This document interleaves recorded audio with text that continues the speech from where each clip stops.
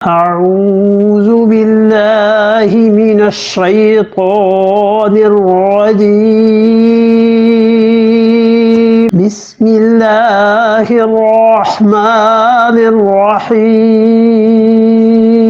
وليخشى الذين لو تركوا من خلفهم ذرية ضعافا خافوا عليهم فليتقوا الله وليقولوا قولا سديدا۔ اللہ نے فرمایا وَلْيَخْشَ الَّذِينَ لَوْ تَرَكُوا مِنْ خَلْفِهِمْ ذُرِّيَّةً ضِعَافًا، لوگوں کو ڈرنا چاہیے اس بات سے کہ اگر وہ اپنی اولاد کو یتیم چھوڑ مرتے تو پھر اپنی اولاد کے متعلق وہ کیا سمجھتے ہیں، کیا سلوک ہونا چاہیے تھا۔ فَلْيَتَّقُوا اللَّهَ، ڈرو اللہ سے۔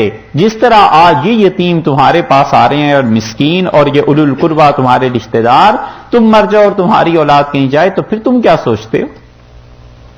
اس لیے وہ کہتے تھے یہ واجب ہے، اور کہتے تھے اب تک اس آیت کا حکم ہے، اور یہ بات کا تعلق ہے اصل میں عمل سے۔ دونوں ہی صورتیں ہو سکتی ہیں۔ کسی کو یہ بھی صورت پیش آ سکتی ہے کہ واقعی جائیداد اتنی بڑی لمبے چوڑے قصے ہیں اور اس کے بہن بھائی اس کے محتاج ہیں اور آتے ہیں اور کہتے ہیں صاحب آپ کو وراثت کا حصہ ملتا ہے، ہمیں بھی حق پہنچتا ہے، دے دو، تو آدمی کہتا ہے فی الحال تو ہمارا جو اپنا وارثوں کا مال ہے آپ ٹھہریے، کچھ دن ہمارے پاس رہیے، جب یہ قضیہ ہو جائے گا تو دے دیں گے۔ اور یہ بھی ہو سکتا ہے دوسری صورت بھی انسانوں میں کہ کسی کو کوئی ضرورت ہی نہ ہو، یہ لوگ آئے ہیں تو انہیں صدقہ مہربانی نیکی کے طور پہ انہیں کچھ کھلا دیا جائے۔ دونوں صورتیں اصل میں تعلق رکھتی ہیں دو مختلف سچویشنز سے، مختلف خاندانوں سے۔ یہ ہے وَإِذَا حَضَرَ الْقِسْمَ۔ اب ہم بات کرتے ہیں شاہ ولی اللہ صاحب رحمۃ اللہ علیہ کی بات کے مطابق کہ جب تقسیم کا وقت آ جائے وراثت کا، تو یہ وراثت کا مال دو اولو القربہ رشتہ داروں کو، والیتامى یتیموں کو، والمساکین اور مسکینوں کو، اور دیکھو اس میں سے کچھ ان کو بھی دو، فارزقوہم منہ، لیکن یہ جو دیا جائے گا اگر دیں گے تو بالغوں کے حصے میں سے دیں گے، نابالغوں کے حصے میں سے دے ہی نہیں سکتے، اس لیے کہ نابالغ جو ہوتا ہے اس کے مال کی دو قسمیں ہیں۔ ایک تو نابالغ وہ بچے ہوتے ہیں جن کے ماں باپ زندہ ہیں، گھر میں کوئی آیا اور بچوں کو پیسے دے گیا، کوئی گفٹ دے گیا، کوئی چیز، اگر 100% یقین ہے کہ یہ بچے کو نہیں دیا گیا، یہ تو ہمیں ہی دیا گیا اور ہمیں اس کے عوض میں بھی اس کے بچوں کو کچھ دینا ہے، 100% یقین ہے، تو پھر اس مال کا اس چیز کا استعمال ماں باپ کے لیے جائز ہے۔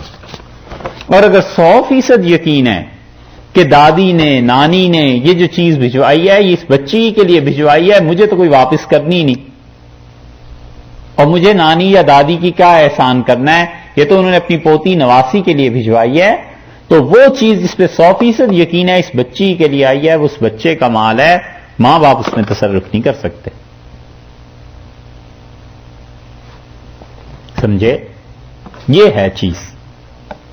تو فارزقوہم منہ کا مطلب یہ کہ ان آدمیوں کو جو اولو القربہ یتامى مساکین آ رہے ہیں ان کو اس مال میں سے کھلاؤ، لیکن بالغ لوگ اپنے حصے میں سے کچھ دیں گے۔ اس سے پتہ چلتا ہے ایک اور بات بھی، اور وہ یہ کہ جو لوگ بھی میت کی وراثت کی تقسیم کے بغیر اس سے پہلے اس پیسے میں گڑبڑ کرنا شروع کر دیتے ہیں وہ جائز نہیں، وہ کسی صورت جائز نہیں ہے۔ آگے آ رہا ہے اس کا حکم، اور بہت احتیاط کرنی چاہیے۔ وَقُولُوا لَهُمْ قَوْلًا مَّعْرُوفًا، اور اس کے ساتھ ساتھ ان سے بھلے مانسوں جیسی بات کرو۔ بالغوں میں سے اگر کوئی ایک رضامند نہ ہو، آ رہی ہے وَقُولُوا لَهُمْ قَوْلًا مَّعْرُوفًا، اور ان کے ساتھ بات کرو قاعدے کی، بھلے مانسوں جیسی بات کرو۔ اگر آپ اس کو وجوب میں لیتے ہیں تو پھر تو قاعدے کی بات یہی کہی جا سکتی ہے کہ بھئی ابھی تو ساری چیزیں حاضر اتنی نہیں ہیں، نقد پیسہ یہ ہے، یہ پیسے میں آپ کا حصہ بنتا ہے، باقی حصے پھر جب وراثت جب چیزیں بکیں گی۔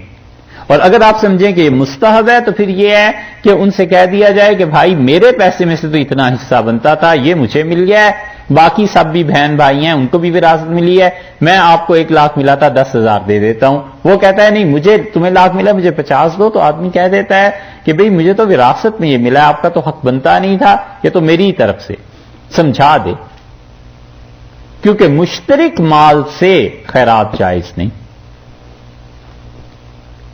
والد کا انتقال ہو گیا، 4 بہنیں ہیں، 5 بھائی ہیں، اب ایک بھائی اٹھتا ہے اور اس پیسے میں سے خرچ کر دیتا ہے اور وہ کہتا ہے یہ والد کی ایصال ثواب کے لیے، یہ دیگیں پکوا دو، یہ کھانا پکوا دو، والد کی قبر پکی کرا دو اور خیرات میں اتنے پیسے دے دو. جب تک باقی 8 کی رضامندی نہیں ہوگی مکمل طور پہ اس ایک کے لیے جائز تھوڑا ہی ہے کہ کر دے، قطعاً نہیں. وہ جو کچھ کرے گا وہ ایسے ہی ہے خیرات کرنا جیسے کوئی آدمی کسی کا مال لوٹ لے، چوری کر لے اور جا کے خیرات کر دے، کیونکہ اس پیسے میں سب کا حق بنتا ہے. تو مشترکہ وراثت جب تک تقسیم نہ ہو جائے تب تک میت کے مال میں تصرف کرنا یہ جائز نہیں. وَلْيَخْشَ الَّذِينَ، اور ڈریں، کس سے ڈریں؟ نہ ڈریں اللہ سے.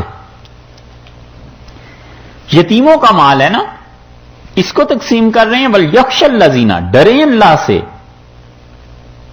لَوْ تَرَكُوا مِنْ خَلْفِهِمْ ذُرِّيَّةً، اگر یہ تقسیم کرنے والے یا یہ جن کے پاس یتیموں کا مال ہے، یہ یتیموں کے مال کو ایسی آسانی سے بانٹ رہے ہیں، بے احتیاطیاں کر رہے ہیں. ڈریں اس سے کہ لو ترکوا من خلفہم ذریۃ، اگر یہ خود مر جائیں، ضعافاً، اور اپنی اولاد کو چھوٹا دنیا میں چھوڑ جائیں، خافوا علیہم، ڈریں اس سے جو سلوک یہ چاہتے ہیں کہ لوگ ان کی اولاد کے ساتھ سلوک کریں، کیا ایسے ہی کریں جیسا آج یہ دوسروں کی اولاد کے ساتھ کر رہے ہیں. کتنا مؤثر جملہ ہے. اللہ نے فرمایا ہے اس سے ڈرو. دیکھو خدا کا خوف کریں اور راستی سچائی کی بات کریں کہ اگر اپنی اولاد بے بس چھوڑ کے دنیا سے چلے جاتے تو مرتے وقت کیا کیا اندیشے ذہن میں آتے کہ میری اولاد کا کیا بنے گا. وہ جو دنیا سے چلا گیا ہے یہ یتیموں کا مال ہے، تم اگر ولی بن گئے ہو، وارث ہو، تقسیم کرنی ہے، بالکل اپنے آپ کو اس مقام پہ رکھ کے سوچو کہ آج میرے سامنے کسی کی اولاد اور کسی کا مال ہے، میں مر جاتا اور میرا مال اور میری اولاد کسی کے سامنے جاتی تو میں کیا ایکسپیکٹ کرتا، اسے کیا کرنا چاہیے تھا. ایسے ہی آج خود کرے. دیکھا ہے یہ چیزیں. اور اس سے یہ پتا چلتا ہے کہ بعض اوقات ہم کسی آدمی پر جو تنقید کرتے ہیں نا، آدمی اپنے آپ کو اس مقام پہ رکھ کے سوچے کہ اگر میں اس مقام پہ ہوتا تو میں کیا کرتا. پھر اندازہ ہوتا ہے کبھی کبھی کہ میں اس سے بھی کم ہمت ثابت ہوتا جتنا انہوں نے کیا ہے. اللہ نے فرمایا ہے فَلْيَتَّقُوا اللَّهَ، بس چاہیے کہ اللہ سے ڈرے ہو. وَلْيَقُولُوا قَوْلًا سَدِيدًا، اور بات کریں بالکل واضح اور صاف بات، قاعدے کی بات کرو. بالکل ایسی بات نہ کرنا کہ جس بات میں ٹیڑھا پن ہو.